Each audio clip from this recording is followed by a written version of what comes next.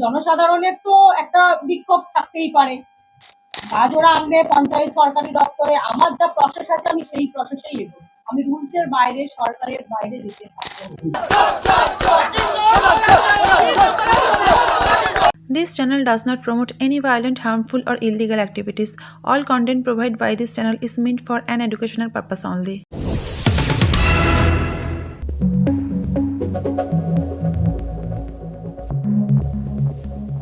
পঞ্চায়েত থেকে কোনো পরিষেবা না পাওয়ার অভিযোগে বাঁকড়া ৩ নম্বর গ্রাম পঞ্চায়েত অফিস ঘেরাও স্থানীয় বাসিন্দাদের।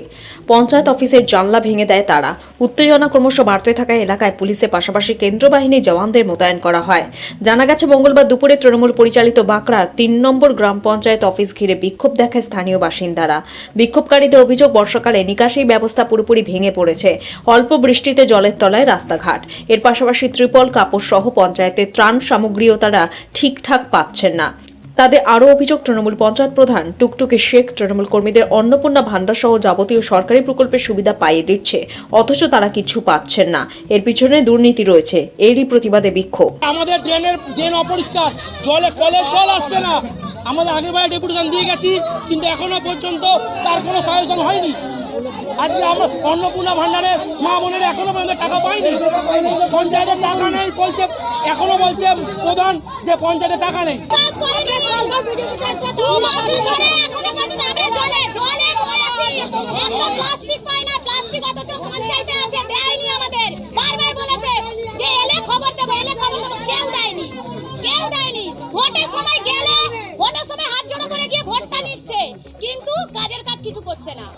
পাবলিক হিসাবে বলছি, এই পঞ্চায়েত থেকে এলাকার কোনো কাজ হয় না। আমার পাড়াতে ড্রেন আজকে প্রায় 4-5 বছর ড্রেন জাম হয়ে পড়ে আছে। পঞ্চায়েতের কোনো পঞ্চায়েতে যে কোনো কাজে আসুক খালি পয়সা। এখানে দেবত্ব সম্পত্তিও বেচে সব খেয়ে বসে আছে। এই পঞ্চায়েত থেকে সমস্ত কিছু কাজ হচ্ছে। এই প্রধান একটা কোনো কথা শোনে না। আরো প্রধানের যেসব সাঙ্গ পাঙ্গরা আছে তাদেরকে নিয়ে এই সব অরাজকতা চলছে। কোনো আইনের এখানে শাসন চলে না, সব কিছু ওদের আইন চলে। আর আমরা চাইছি এখানে আইনের প্রশাসন চলুক, আইনের রাজ্য চলুক। পঞ্চায়েত প্রধানকে অফিসের মধ্যে আটকে রেখে দীর্ঘক্ষণ বিক্ষোভ দেখায় স্থানীয় বাসিন্দারা। পুলিশ এবং কেন্দ্র বাহিনী পরিস্থিতি নিয়ন্ত্রণে আনে। এ বিষয়ে পঞ্চায়েত প্রধান টুকটুকি শেখ কি বলেছেন শুনবো। হ্যাঁ, যেগুলো আমার করার সামর্থ্যের মধ্যে আমাদের পঞ্চায়েতের মাধ্যমে যতটুকু করার করেছি। কি আশ্বাস দিলেন?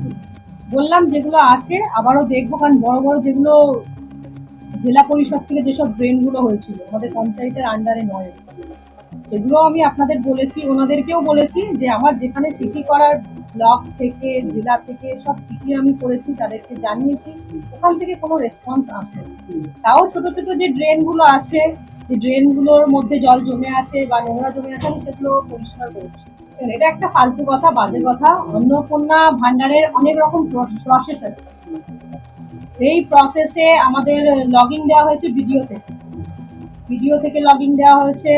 এক একটা 14টা করে পাতা আছে, তার অনেক রকম ইনকোয়ারি আছে। আমাদের যিনি নতুন মুখ্যমন্ত্রী হয়েছেন শুভেন্দু অধিকারী, তিনি বলেছেন যেন ভেরিফাইটা ঠিকঠাকভাবে হয়, ইনকোয়ারিটা ঠিকঠাকভাবে হয়, তাহলে কিন্তু যে একদম পাওয়ার যোগ্য সেই কিন্তু অন্নপূর্ণা ভান্ডারটা পায়। ওরা জনসাধারণের তো একটা বিক্ষোভ থাকতেই পারে।